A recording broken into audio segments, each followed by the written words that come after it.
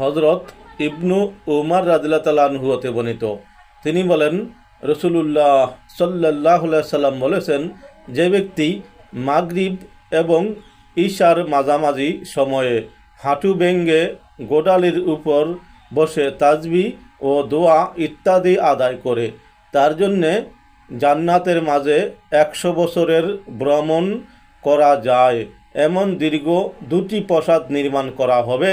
তথায় এত পরিমাণে গাছ আছে যা যদি প্রাচ্যবাসী ও পাশ্চাত্যবাসী দেখত তাহলে তা অবশ্যই তাদেরকে ফল পৌঁছে দিত।